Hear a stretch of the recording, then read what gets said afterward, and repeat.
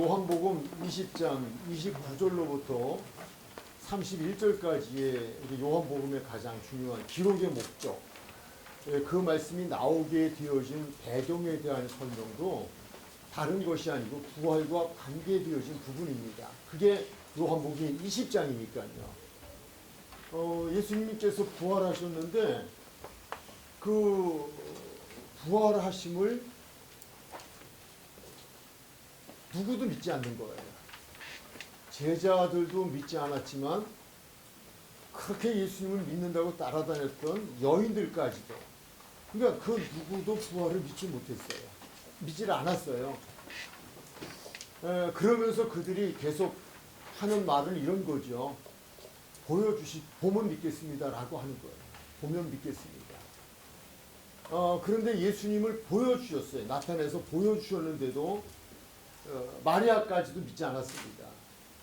물론 마리아는 막달라인지 어떤 마리아인지 모르지만 성경의 기록엔 마리아까지도 믿지 않았습니다. 제자들도 믿지 않았습니다. 그리고 예수님을 직접 만나서 믿을 것 같았는데 믿지 않은 그들. 그런 중에 마지막에 등장하는 인물이 도마예요.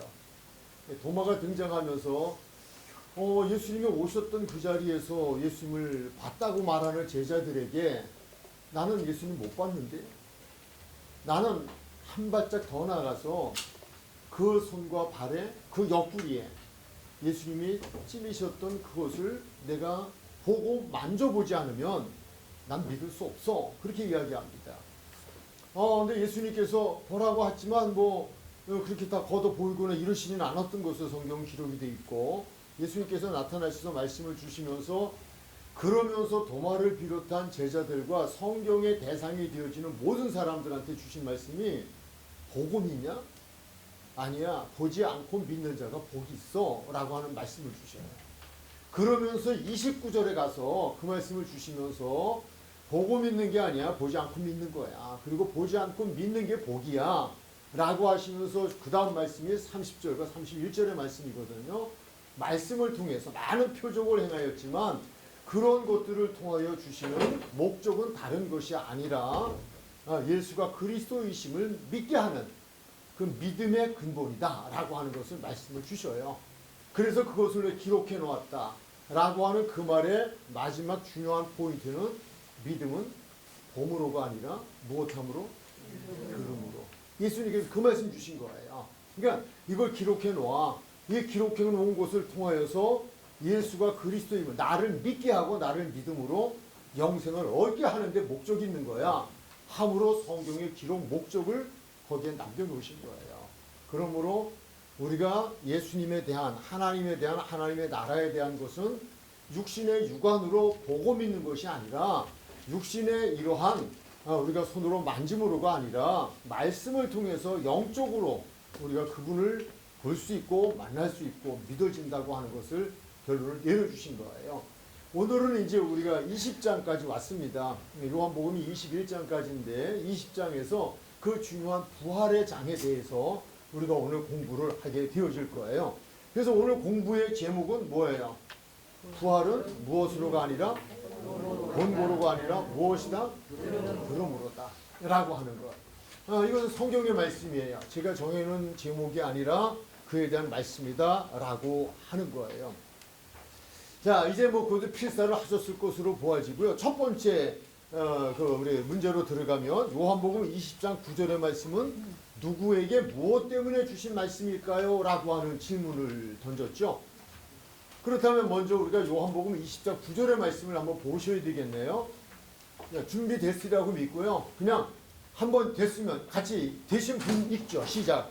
그들은 성경에 그가 죽은 자 가운데서 다시 살아나야 하리라는 말씀을 아직 알지 못하더라. 아멘. 이게 아직이란 말이에요. 아직 알지 못했다고 하는 말인데 1절로부터 8절까지에 보면 20장 1절로부터 8절까지에 보면 무덤을 찾아갔던 막달라 마리아, 그리고 그 막달라 마리아로부터 소식을 들었던 베드로와 제자들, 이들이 지금 가서 보았어요. 근데 지금 그들이 아직 부활을 믿지 못하는 거예요. 빈 무덤을 보았고, 그리고 거기에 예수님의 시신을 쌓았던 그러한 것들을 다 이렇게 벗겨서 차곡차곡 개서 놓아놓은 그것을 보았어요. 빈무덤을 보았고 빈무덤 속에 들어가서 예수님이 계시지 않고 예수님의 시체를 쌌던 세마포, 그러니까 우리로 말하면 뭐라 그러죠? 수의를 다 개서 차곡차곡 얹어놓은 걸 보았다고요. 그렇다면 무엇을 이야기하는 거예요? 예수님께서 거기 계시지 않았고 수의를 다 벗어서 다 개어놨다고 한다면 그러면 그분은 부활하셨다는 거예요. 그런데 그 다음 말씀이 중요한 말씀이 나오는데 그것을 보고 무엇이라고 하냐면 9절에 그들은 성경에 그가 죽은 자 가운데서 다시 살아나야 하리라 하신 말씀을 아직 알지 못했다. 아직 알지 못했다라고 하는 거예요. 믿음은 부활을 포함한 믿음은 본고로가 아니라 무엇함으로다? 무엇을? 말씀을 들음으로. 말씀이 기억나야 돼요. 그러니까 여기서 예수님께서 강조하고 있는 요한복음이 강조하고 있는 부분은 바로 이 구절이 굉장히 중요한 부분이에요. 그러니까 그들이 거기에 갔을 때 빈무덤을 보았어요. 빈무덤을 보았고 거기에 수의를 개어놓은 그것을 보고 그랬으면 그때 그들에게 생각이 나야 돼요. 무엇이? 성경에 그가 죽은 자 가운데서 다시 살아나리라고 하셨던 말씀이 생각이 나야 돼요. 생각이 나면 어떻게 될까요? 예수님께서 죽은 자 가운데서 살아나신다고 했으니까 예수님께서는 무엇 하셨다? 살아나셨다. 이게 없는 거예요. 그렇게 예수님을 따라다니면서 수없이 예수님의 말씀을 듣고 했음에도 불구하고 그래서 거기에 대한 지금까지 예수님이 하셨던 말씀을 그들이 아직 알지 못했다라고 하는 아직이란 단어 중요합니다. 왜냐하면 아직이란 단어의 뒷말은 무엇일까요? 나중에는 생각이 났다는 거예요. 알았다는 거예요. 그러면 지금은 믿어지지 않았지만 그 말씀이 알아짐으로 하여금 알아지는 시점에는 무엇했다는 거예요? 부활이 믿어졌다는 거예요.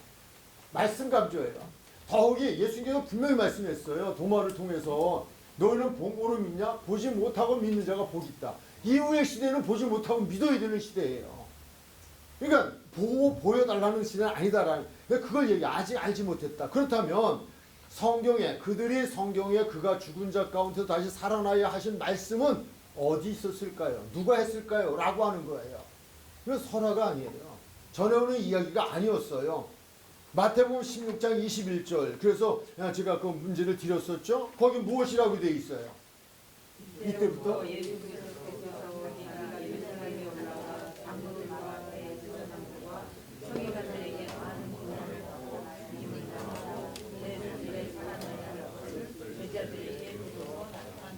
아멘. 얘기했다고요. 그래서 여기서도 사실 깊은 진리가 있어요. 마태복음 16장에서도 너희는 나를 누구라고 하느냐 질문하시잖아요. 베드로가 정답을 말했을까요? 말했어요. 근데 정확한 정답이 되지 못했어요. 그래서 그 정답을 다시 바로 잡아준 말씀이 21절이에요.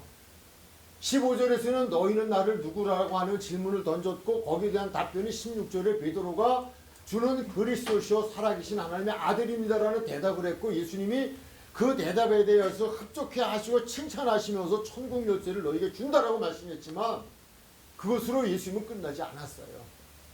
다시 21절에 가서 이 베드로가 주는 그리스도시요 살아계신 하나님의 아들이라고 하는 고백의 참뜻을 모르고 있었다는 것을 성경을 증명해 주고 있어요. 그게 22절이에요. 사단이 되잖아요. 예수님께서 이렇게 가로막잖아요. 사탄아 내 뒤로 가라 그러잖아요. 이거는 거기는 고백이 정확하지 않았다는 걸 예수님께서 아시고 21절에 다시 정리해 주시는 거예요. 베드로의 고백을. 우리가 안다고 하는 건 바르게 알아야 돼요. 오답은 답이 아니에요. 정답이 답이에요. 베드로의 고백이 굉장히 위대한 고백으로 지금까지 우리는 알고 있을지 모르지만 사실 위대한 고백이긴 하지만 그의 답이 정답은 아니에요. 그러니까 오답이라고 하진 않아요. 좀 모자라는 답이에요. 그래서 예수님께서 21절에 다시 예수 그리스도 이렇게 말씀을 하셔요. 그러면서 예수 그리스도가 누구인가 무엇을 하는 분인가에 대해서 말씀을 주고 있어요. 그래서 여기서 예수님께서는 다시 당신에 대한 죽음, 또 당신에게 대한 고난, 또 다시 3일에 부활할 것 제자들에게 알려주시잖아요. 이건 이 시간에 마태복음의 공부가 아니니까 말씀하셨다. 마태복음 17장 23절 다시 한번 보실까요? 시작. 제3일에 살아나야 하시니 제자들이 매우 근심하더라. 20장 19절 이방인에게 넘겨주어 그를 조롱하며 채찍질하며 십자가에 못 박게 할 것이나 분명히 말씀하셨어요. 예수님께서는 날짜까지도 말씀하셨어요. 3일 만이라고 하는 단서를 붙이셨다니까요. 한 번이 아니에요. 거듭 말씀을 주셨어요. 어떤 기회가 있을 때마다 상황이 주어질 때마다 말씀을 주셨다니까요. 누구에게? 제자들에게. 그 제자들 주위에는 12명의 제자들만이 아니에요. 따라당 제자들과 예수님을 수종들교에 따라다녔던 막달라 마리아나 마리아나 마르다나 여인들이 항상 있었다는 걸 기억하셔야 돼요. 그러니까 무덤에 찾아갔던 막달라나 비롯한 거기에 보면 여러 여인들이라고 있는데 그들과 예수님의 제자들이 20장 1절로부터 8절까지 소개되어져 있는데 이들이 항상 따라다니며 예수님께로부터 예수님이 내가 십자가를 지고 죽을 것이고 죽은 후에 3일 후에 살아났다고 하는 이야기를 그렇게 귀에 뭐라 그러죠? 더덕이가 않도록 못이 박히도록 말씀을 주신 거예요. 그런데 그들이 지금 막상 부활의 현장에서 목격을 하면서도 심지어는요 뒷부분에 또 나와요. 마리아가요 막달라 마리아가 예수님을 만나요. 직접 만나요. 예수님의 음성도 들어요. 예수님을 바라봐요. 바라보면서도 못 믿었어요. 못 믿었어요. 예수님을 보고 누구라고 말해요? 누군 줄 알았다? 동산직인 줄 알았다. 아니 그 예수님 그렇게 사랑하고 맨날 I love you 이러면서 그러면서 두 손 들고 아멘 할렐루야 따라다니고 옥합을 깨뜨려서 장례를 준비하고 그렇게 고백했던 그 사람들이 정작 예수님을 보고도 몰랐다니까요. 예수님 쳐다보고 여인이요 왜 그렇게 얘기하니까 이제 탁 쳐다보면서 동산직이 아유 우리 예수님 어디 갔어? 이런다니까요. 뭘 말하고자 하는 거예요? 무엇함으로가 아니다? 본고로가 아니다. 봄으로가 아니에요. 봄으로가 아니에요. 보아줘도 안 믿는다니까요. 보여줘도 안 믿어요. 믿음은 무엇함으로? 들음으로. 이게 성경이 우리에게 계속 말씀하는 거예요. 그래서 예수 하나님 보여주면 믿겠다. 절대 말씀하지 마세요. 그건 뭐 어린 반프로치 뿐이 아니라 아예 불가능이에요. 왜? 말씀을 모르는데요. 말씀을 믿어야죠. 들어야죠. 들어야 믿음이 생겨요. 그 말씀 주신 거예요. 그렇다면 이제 제가 오늘의 말씀을 좀 정리하기 위해서 여기에 지금 성경을 제가 미리 내드리지 않았던 성경을 또 나름 제가 기도하며 가운데 주신 말씀들이에요. 이걸 한번 순서대로 보자고요. 우리 16장 4절의 말씀, 요한복음 16장 4절은 무엇이라고 되어 있을까요? 뭐 어떻게 기록이 되어 있을까요? 자, 한번 읽으실까요? 시작.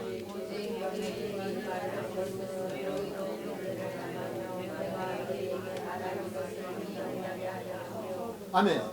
16장에 보면 이제 또 예수님께서 제자들에게 앞서서도 말씀하시기를 너희가 고난을 당할 것이고 승교에 이르기까지 하라고 하는 그러한 내용의 말씀들을 주셔요. 여러 가지 그런 고난에 대한 또 출교를 당할 것에 대한 그런 예언들을 주셔요.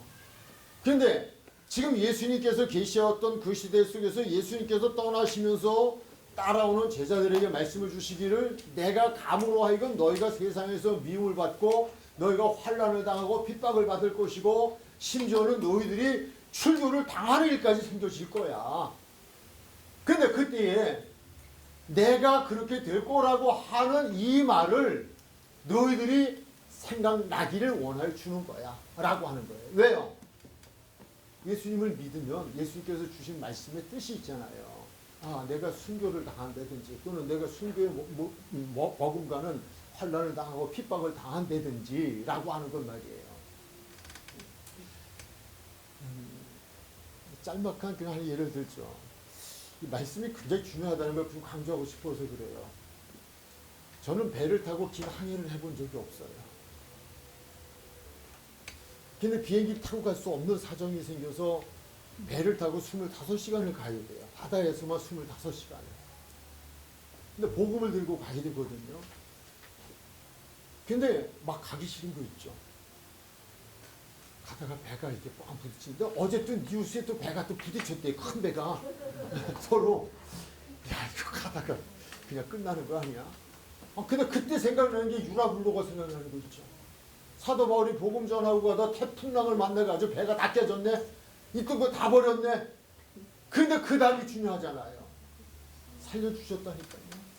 그게 합력해 선을 이루게 하셨다니까요. 그 말씀이 생각나니까 할렐루야 감사합니다. 가다 어떤 일을 만나도 어떤 일을 당해도 저를 뭐 대한민국으로 못 돌아오게 하고 거기다 갖다가 그냥 던져 놓으신다 할지라도 거기서 주의 사역이 있을 테니까 이게 생기니까 얼마나 감사해요. 담대지잖아요. 이거 그냥 이 말씀 바로 이거예요. 생각나게 한다. 이게 우리가 요한복음 16장 4절에 보면요. 예수님께서 아주 정말 그들이 근심 걱정할 일을 앞부분에서 말씀을 주시고요. 그러고 나서 근심하는 그들에게 내가 말한 거 너희들이 기억나 그때 가서 생각나게 하기 위해서 준 거야. 내가 미리 말한 거야. 내가 그 말만 했냐? 근심하지 마라, 걱정하지 마라, 염려하지 마라, 내가 함께 할 거야. 한 그런 말씀들을 주셨잖아요. 이게 어떤 상황 속에도 말씀이 생각나면 그러면 환난을 당해도 이길 수 있다는 게 요한복음 16장 4절이에요. 출교를 당해도 할렐루야 할 수 있다는 거예요. 순교의 자리에 가도 할렐루야 할 수 있다는 거예요. 말씀이 생각이 나야 돼요. 말씀 생각이 강조하는 거예요. 자, 그러면서 다시 우리 한번 좀 다음 말씀으로 가볼까요? 어디예요? 마태복음 26장 75절. 마태복음 26장 75절. 베드로에 대한 이야기예요. 베드로가 예수님을 3번 부인했죠? 이게 가룟 유다와의 차이점이에요. 뭐라 시라고 되어 있어요? 시작. 이에 베드로가 예수의 말씀에 답을 믿으되 내가 세 번 나를 부인하리라 하심이 생각나서 밖에 나가서 심히 하신 말씀이 무엇했다? 생각났다. 생각났다. 즉 부활과 관계된 거예요. 그들이 말씀이 생각나지 않았다는 거예요. 근데 베드로도 마찬가지예요. 가룟 유다는 말씀이 생각나지 않았어요. 어떤 상황 속에서도. 근데 이 베드로는 예수님을 3번 부인하고 3번 부인하자마자 달기 울었고 달기 우는 소리를 듣는 순간에 예수님께서 내가 3번 나를 부인할 거야 라고 하는 그 말씀이 생각나서 그때 무슨 생각을 했냐? 예수님이 그 이상 그런 거야. 맞아. 예수님은 그런 분이야. 이게 믿어지니까 가슴을 치고 회개하고 그리고 정말 자백하면서 사죄의 은총을 입은 거예요. 그래서 그 이후에 더 큰 베드로가 될 수 있었던 거예요. 중요한 건 말씀이 생각나야 되는 거예요. 말씀이 생각나지 않아서 부활이 믿어지지 않았다. 이것을 지금 20장 요한복음 20장 9절에서 지금 말씀을 주시고 계신데요. 그렇다면 우리가 말씀이 생각나려면 어떻게 해야 될까라고 하는 거예요. 아무나 막 생각날까요? 그렇진 않을 거예요. 누가 생각이 날까요? 어떤 사람들이 생각이 날까요? 다음 성경 어디? 요한복음 14장 26절. 자, 시작. 보혜사 곧 아버지께서 내 이름으로 보내실 성령 그가 너희에게 모든 것을 가르치고 내가 너희에게 말한 모든 것을 생각나게 하리라. 아멘. 이해가 되십니까? 말씀이 생각나면 돼요. 말씀이 생각나면. 제가 앞서 개인적인 이야기 했지만 말씀을 드렸잖아. 유라굴로 꽉 같은 부정 한다 할지라도 배가 다 파손된다 할지라도 거기에서 구원하신 안에 그것을 합력해 선을 이루게 하시는 말씀이 생각나면 그 상황 속에서도 낙심하지 않는다니까요. 걱정하지 않는다니까요. 그분의 뜻이 있으면 믿어진다고요. 그래서 하나님을 사랑하는 자 곧 그 뜻대로 부르심을 입은 자들은 모든 것이 합력해 선을 이룹니다. 그러면 내가 정말 그분을 사랑하고 그분의 뜻대로 살려고 최선의 삶을 살아왔음에도 내가 왜 이를 만나야 돼? 라고 하는 원망이 아니라 감사죠. 왜? 선을 이루게 하실 테니까. 라고 하는 거예요. 말씀이 생각나면 그게 은혜고 그게 복이에요. 그게 믿어져요. 그걸 우리 강조했어요. 이게 베드로도 그렇게 생각이 나고 그런데 그렇게 되어진 것은 그것은 무엇 때문이냐? 성령의 도우심이다라고 하는 걸 우리가 지금 14장에서 지금 우리는 말씀을 보았어요. 그래서 지금은 성령의 시대예요. 하나님은 영이셔요. 영이 아니고는 하나님을 안다는 건 거짓말이에요. 그래서 고린도전서 2장 9절에서도 말씀하기를요. 하나님이 하나님을 사랑하는 자, 하나님이 사랑하는 자들이 예배해 놓으신 모든 것이라고 했어요. 모든 것은 사람의 눈으로 볼 수 없고 하나님의 음성도 사람의 귀로 들을 수 없고 하나님의 모든 것은 손으로 만질 수 없는 것이다. 그러나 그분을 볼 수 있대요.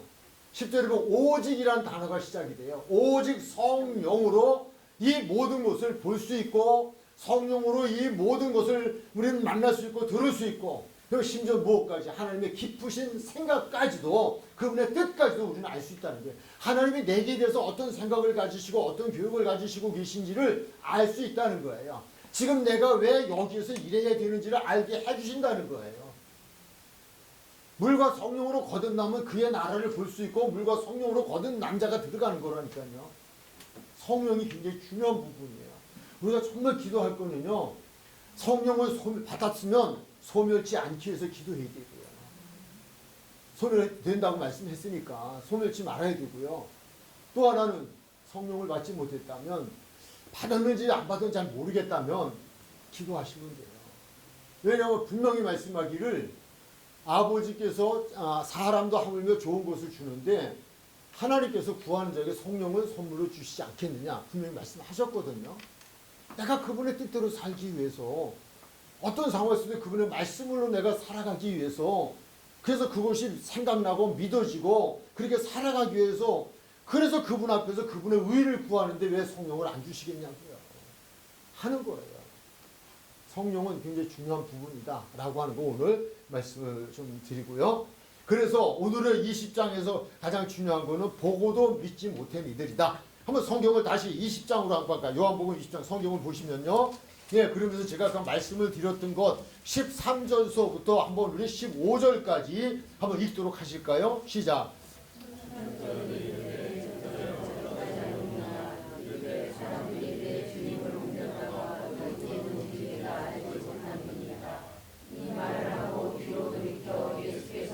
아멘. 분명히 뭐 하시라고 돼 있어요? 마지막 제가 아멘 바로 직전에 단어가 뭐예요? 보았으나 무엇을 보았으나? 예수님을 보았으나 봤다니까요. 누가? 막달라 마리아가 봤다고요. 봤는데 그 예수님을 쳐다보면 뭐라 그래요? 뭔지 알았다? 통상기. 보았으나 예수이신 줄을 알지 못하더라. 보았으나 예수이신 줄을 알지 못했다. 이게 누가복음 22장에서 나오죠. 엠마오로 가는 두 제자. 이거는 그냥 제자가 아니에요. 12제자 중에 두 제자예요. 지금 며칠 전까지 같이 있었다니까요. 예수님께서 3일 전에 돌아가셨어요. 3일 후에 생긴 일이에요. 부활절 아침에 이 막달라 마리가 무덤에 갔다가 제자들에게 예수님의 부활의 소식을 듣고 베드로를 비롯해 달려가가지고 무덤에 가서 그러고 빈 무덤이라는 얘기를 와서 전에 듣고 나서 그래서 그들이 예루살렘으로 떠나갔어요. 엠마오로 가면서 그동안 있었던 얘기치끼리 하는 거예요. 그런데 그때 예수님께서 나타나셨어요. 같이 걸어가시는 거예요. 같이 걸어가면서 이야기하잖아요. 말 중에 끼어들으셨잖아요. 같이 얘기하잖아요. 제가 언제만 말씀드리지만 예수님 쳐다보면서 둘이 그랬어요. 야, 저 별일도 많다. 어떻게 그 예수님이 쌍둥이 아니었던 것 같은데 어떻게 쌍둥이냐. 세상에 사람이 닮다 어떻게 저렇게 이렇게 하는 것도 똑같고 저렇게 하는 것도 똑같고 말소리도 똑같고 어쩜 저렇게 그러냐. 세상에 참 같은 사람도 있네. 그랬을지도 모른다. 성경에 없는 얘기니까. 그러나 그렇게 그 예수님과 3년 동안 동고동락했던 냄새도 났을 거 아니에요. 예수님의 냄새도 있었을 거 아니에요. 그런데 못 믿었잖아요. 안 믿었잖아요. 공고로 믿는 게 아니에요. 근데 그들이 영혼이 열려졌어요. 거기서 어두워졌다. 눈이 가려졌다. 크라테오. 고정관념이라는 말씀을 제가 드렸었어요. 그런데 그들이 공고로 믿은 것이 아니라 예수님께서 성경에서 예수님에 대한 구약에 있는 모든 이야기들을 다 당신에 대한 이야기를 풀어줄 때에 그들의 마음이 뜨거워졌다.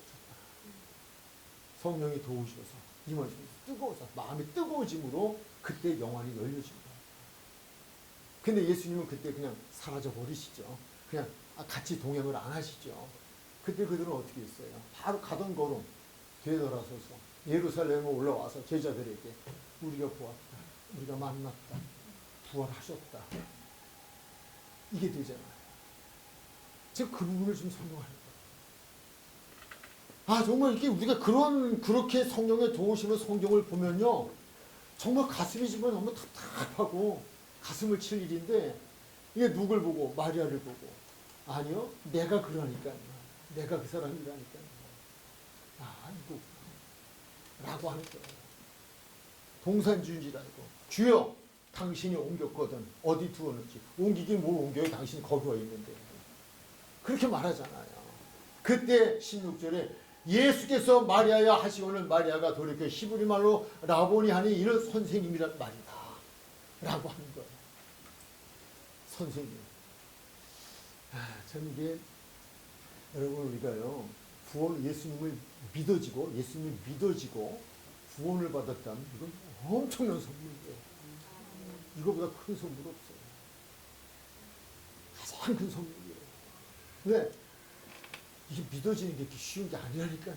그냥 교회 처음 온 사람들에게 너무 세게 얘기하면 그냥 도망갈까봐 그냥 교회 오면 그냥 예수 믿으면 구원받아요. 그리고 시키는 대로 해요. 그냥 자백하면 이제 토해내면 돼요. 따라하세요. 그냥 우리끼리만 얘기하자. 그거 갖고 안 된다니까요. 따라한다고 다 돼요? 그거는 왜? 그렇게라도 함으로 성령의 도우심으로 그 고백이 진실로 마음에서 우러나는 고백으로 변화될 수도 있어요. 말 안 하는 것보단 방법을 찾자는 거죠. 엄밀하게 이야기하면 믿어줘야 돼요. 정말 예수를 내가 믿어지고 나서 내가 뜨거워지고 감격이 되어지고 그것보다 정말 주에서보다 귀한 것은 없는 이게 찬양이 되어져 해야 되고요. 이게 우리에게 필요한 거예요. 너무 우리는 구원을 정말 값싸게 취급해버리는 거 같아요. 예수님을 너무 가치 없이 한 10원짜리, 100원짜리 아니 구원이라니까 구원짜리로 취급해버립니다. 그 무엇을 주고도 바꿀 수 없는 거예요. 구원이라고 하는 거예요. 왜냐하면 천국과 지옥이기 때문에. 이거 없으면요. 정말 우리가 참 불쌍한 일도 있죠. 그 얘기 지금 한 거예요. 요한복음 20장 14절 15절의 말씀은 누가 누구에게 하신 말씀인가? 누가 누구에게 하신 말씀일까요? 한번 성경으로 가면 되죠. 성경이 답이니까. 20장 14절 15절 준비하셨죠? 시작. 이만하라고 뒤로 돌이켜 예수께서 서 계신 것을 보았으나 예수이신 줄 알지 못하더라. 예수께서 이르시되 여자여 오르며 누구를 찾느냐 하시니 마리아는 그가 동산지기인 줄 알고 이르되 주여 당신이 옮겼거든 어디 두었는지 내게 이르소서. 그리하면 내가 가져가리이다. 누가 누구에게 하신 말씀이에요? 예수님께서 마리아에게 믿어지라. 말씀을 지금 들려주시고 계셔요.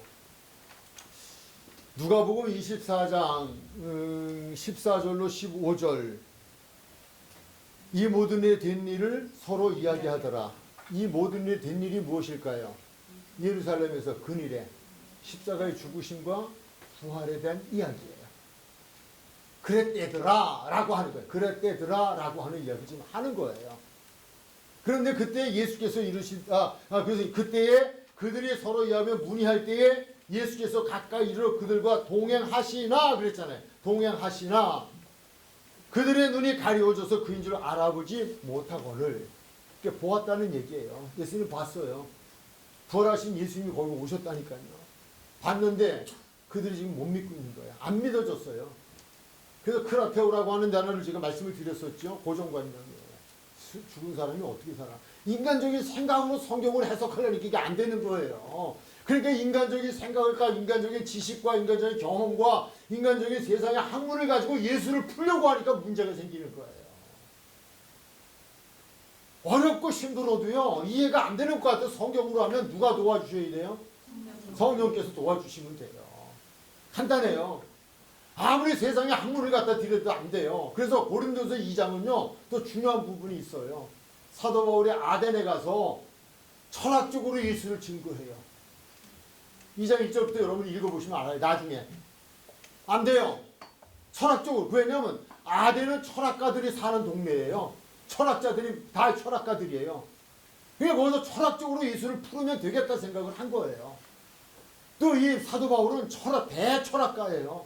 뭐 이거 학문이 뛰어나신 분이잖아요. 하려고 했는데 안 됐어요. 실패했어요. 그리고 돌아온 거예요. 그리고 고린도에 와서 지금 이야기하는 거예요. 그래서 거기서 2장에서 읽어보면 이 말씀의 시작이 이렇게 돼요. 내가 지금 떨린다. 떨고 있다는 거예요. 왜? 성령이 역사하지 않으면 어떡하나. 거기서 실패했거든요. 말씀만 해다 끝났거든요. 실패하고 돌아왔어요. 그리고 나서 그가 하는 말이 오직 성령으로는 이 모든 것을 다 알 수 있다는 거예요. 그 얘기하는 거예요. 학문으로 풀이가 안 돼요. 철학적으로 안 돼요. 예화로 되는 게 아니에요. 그거는 이제 어린아이들에게 세상적인 얘기를 통하여서 비유로 들려주는 거죠. 비유가 다 먹혔다면 비유는 비유의 원작자가 누구예요? 예수님. 성경에 비유의 말씀이 많잖아요. 비유의 말씀 줬다고 유대인들이 다 믿었어요? 아니요. 그렇지 않았어요. 도움은 되어줄 수 있었을 거예요. 성령이 임하여 그래야 말씀이 깨달아져요. 가르쳐주신 성령이 직접 가르쳐주신대잖아요. 성령이 깨닫게 해준대잖아요. 생각나게 해준대잖아요. 이거 우리는 그 부분을 지금 좀 놓치지 않았으면 좋겠다. 그래서 그들이 지금 가면서 눈이 가려워져서 알아보지 못했어요. 그러나 그 다음에 우리가 그냥 그 4번으로 가면, 문제 4번으로 가면 거기 무엇이 돼 있어요? 부활이 믿어지는 것은 그리스도의 말씀을 자세히 설명해 줄 때이다. 그래서 성경 공부의 필요성을 또 말씀하고 있는데요. 누가복음 24장 25절로 27절 시작.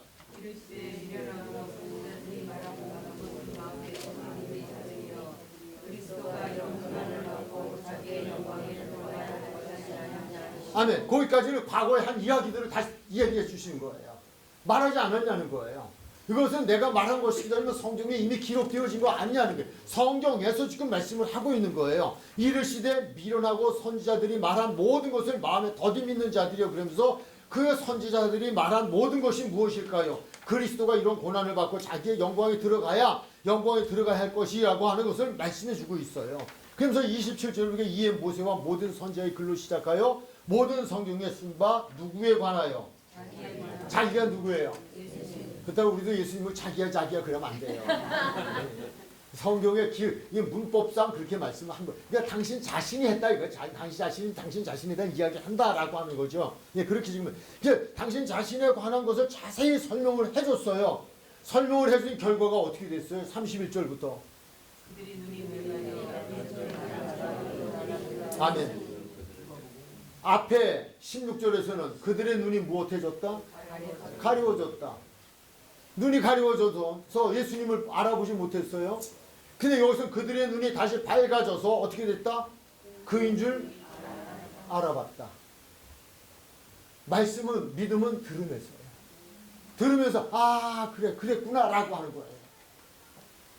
지금 세상이 지금 말세를 향하여 달려가고 있어요.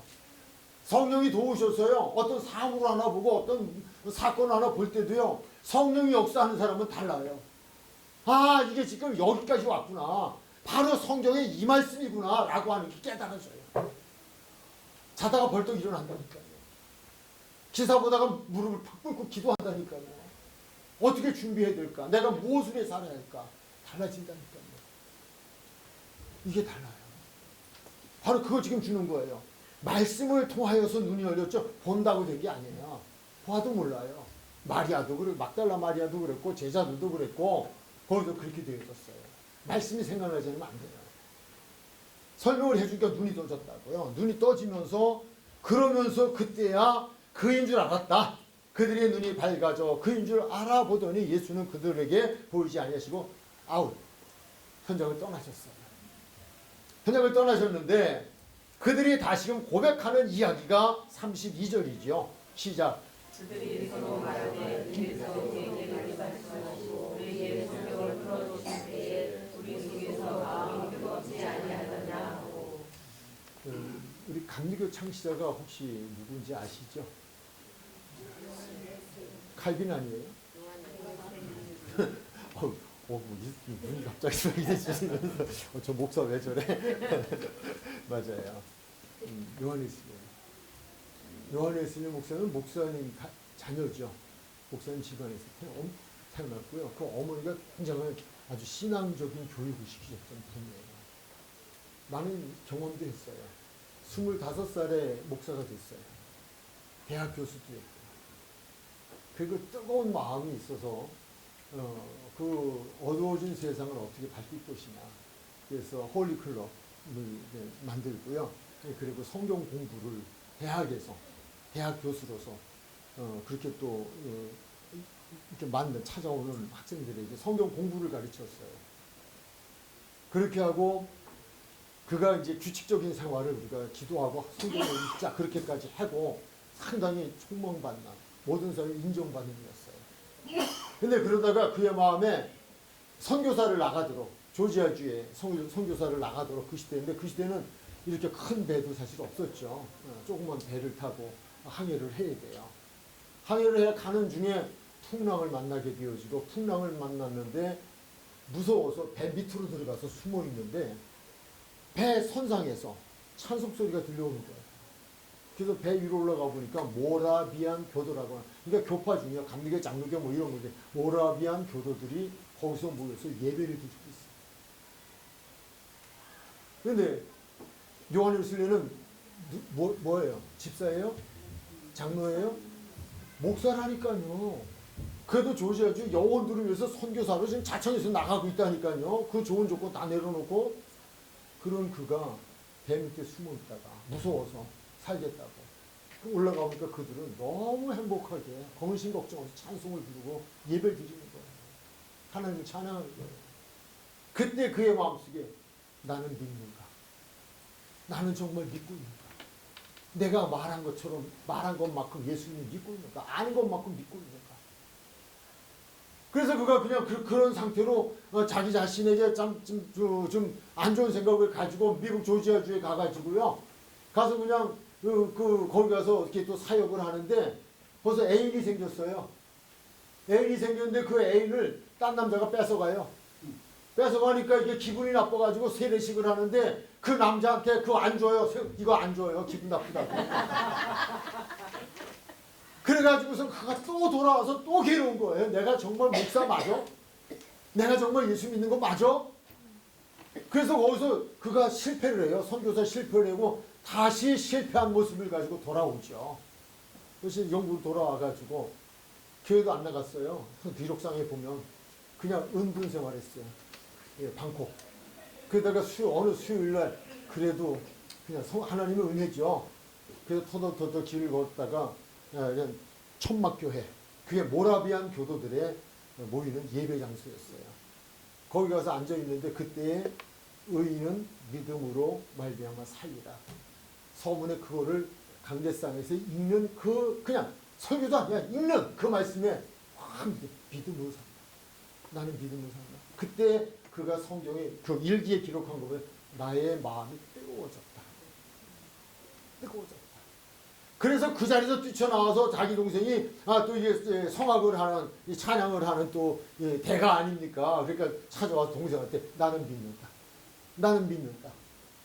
그때 믿는다는 거예요. 그때 목사가 됐어도 선교사를 갔어도 성경 공부를 가르쳤어도 그때까지 안 믿었다는 거예요. 그때 믿었다는 거예요. 그때 믿고 나서 그가 결단한 게 뭐냐면 세계는 나의 교구다. 내가 말을 타고 지구를 몇 바퀴 돌더라도 이 복음을 나는 전해야 된다. 그래서 다시 시작한 거예요. 이게 감리교의 창시자예요. 제가 이 말씀을 왜 드려요? 그냥이 아니라 그분도 말씀. 오직 한마디 말씀에 성령이 역사하십니다. 그가 한 유명한 말은 나는 믿노라. 나는 믿노라. 우리 특송에도 있나요? 무슨 우리 담임 목사님 찬송가로 돌아가자 그러시는데 중요하죠. 근데 어쨌든 그 나는 믿노라는 그런 거예요. 웨슬리가 그랬어요. 정말 우리는 웨슬리의 생애를 보아도요. 막판에가 중요해요. 지금까지는 아니었어도 괜찮아요. 괜찮다는 내가 하나님도 아닌데 마음대로 괜찮다 괜찮다 그것도 좀 그렇지만은 그럼에도 불구하고 그 형님이 그리고 성경을 풀어줄 때 우리 속에 마음이 뜨겁지 않더냐? 그 뜨거워진 시점이 어떤 시점이에요? 그들의 눈이 밝아진 시점. 말씀이 믿어지면요. 우리는 그렇잖아요. 지금 그분의 말씀 다 믿어지면 우리는 그게 믿음으로 살 수 있는 길이잖아요.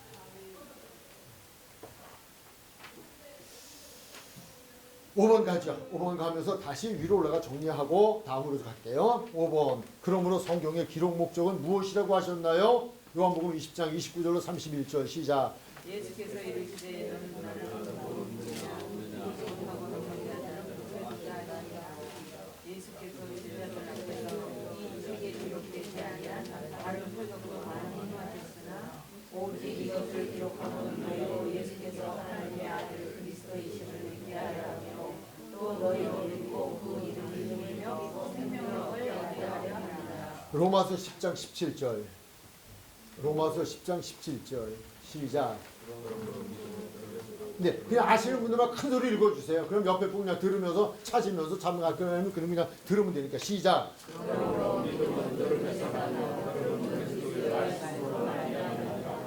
사도 바울이 복음의 빚진 자라고 로마서 1장에서 말하죠. 자기는 빚쟁이다. 이 빚은 평생을 갚아도 못 갚을 빚이다. 이게 로마서 1장의 서도에 나오는 말씀이에요. 그러면서 그가 10장에 가서는 이 복음의 빚진 자가 되어 복음을 전해야 하는데 왜 그러냐? 믿음은 들음에서 나는데 예수를 믿는 믿음은 들음에서 나고 그 들음으로 나면 믿음으로 구원을 받는 것인데 하나님의 소원은 만민이 구원에 이르는 것이다. 그래서 내가 복음을 전하러 떠나노라. 그 이야기를 10장에서 해주는 거예요. 전하는 자가 없이 내가 듣는 자가 누구냐. 전하는 자가 있어야 들을 거 아니냐. 라고 하는 거죠. 그래서 내가 전하는 자가 되어서 내가 예수의 복음을 접하고 그 내가 복음으로 내가 구원받은 이 한 사람이 되었기에 내가 이 빛을 복음을 전하는 일을 하기 위해서 나는 지금 길을 떠나고 그리고 복음을 전하는 자의 발이 아름다운 발이라고 하는 고백을 하면서 믿음은 들음에서 들음은 그리스도의 말씀으로 말미암는다라고 하는 결론을 내려줍니다. 들음.